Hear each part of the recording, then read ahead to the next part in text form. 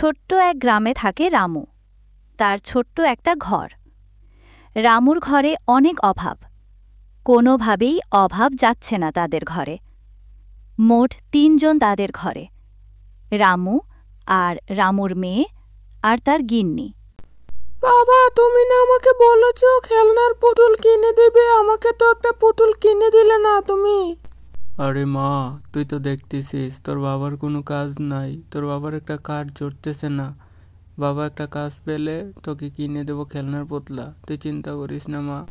কই গো গিন্নি, ঘরে কি কোনো কিছু আছে না কোনো কিছু নাই? কি করব বলো, কোনো কাজ পাইতেছি না। না গো, ঘরে তো কোনো কিছু নাই। তুমি একটা কাজের সন্ধানে বের হও।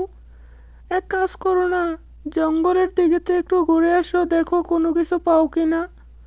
যদি কোনো কিছু পাও নিয়ে আসো, ঘরে তো কিছুই নাই। আচ্ছা গিন্নি, আমি জঙ্গলের দিকে যাইতেছি, কি করব বলো, আমাদের ঘরের অভাব তো কোনোভাবে যাইতেছে না। আমি যাই জঙ্গলের দিকে, কি করব, দেখি কোনো কিছু নি পাই। যদি কোনো কিছু পাই নিয়ে আসবো, ঘরেও তো কোনো কিছু নাই। এই বলে রামু ঘর থেকে বের হয়ে হাঁটতে হাঁটতে কাজের উদ্দেশ্যে জঙ্গলের দিকে যেতে লাগল, কিন্তু কোনো কাজের সন্ধান পাচ্ছে না। রামু মনে মনে ভাবতে লাগল, আজও কোনো কাজ পাব না। এই বলে রামু হাঁটতে হাঁটতে জঙ্গলে গাছের নিচে বসে পড়ল। বসে ভাবতে লাগল, আমার যদি বাড়ির সামনে একটু জমি থাকত, ওইখানে আমি কৃষিকাজ করতাম। আমার তো বাড়ি নাই, শুধু ঘরটাই। তারপর রামু আবার বাড়ির উদ্দেশ্যে যেতে লাগল। বাড়িতে গিয়ে দেখে তার বাড়ির সামনে অনেকগুলো বেগুন গাছ। বেগুন গাছে অনেক বেগুন। সে মনে মনে ভাবল, মনে হয় আমি যেই গাছের নিচে বসে ভাবছিলাম, ওই গাছটা সেই গাছ নয়, ওই গাছে কোনো কিছু আছে। কই গো, দেখো আমাদের ঘরের সামনে কতগুলা বেগুন গাছ। এগুলা কিভাবে আসলো এখানে?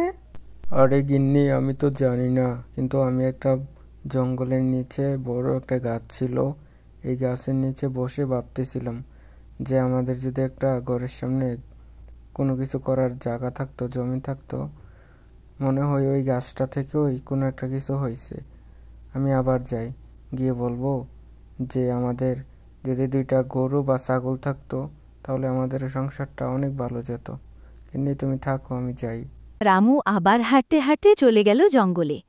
গাছের নিচে বসে আবারও মনে মনে ভাবতে লাগল, আমার যদি একটা গরু, একটা ছাগল থাকত, তাহলে আমার সংসারটা অনেক ভালো কাটত। রামু কথা বলে আবারও হাঁটতে হাঁটতে বাড়ির দিকে আসতে লাগল। এসে দেখল একটা গরু, একটা ছাগল তার ঘরের সামনে। সে অনেক খুশি হয়ে গেল। তার গিন্নিও অনেক খুশি হয়ে গেল। তাদের সংসার নাকি এখন অনেক ভালো যাবে।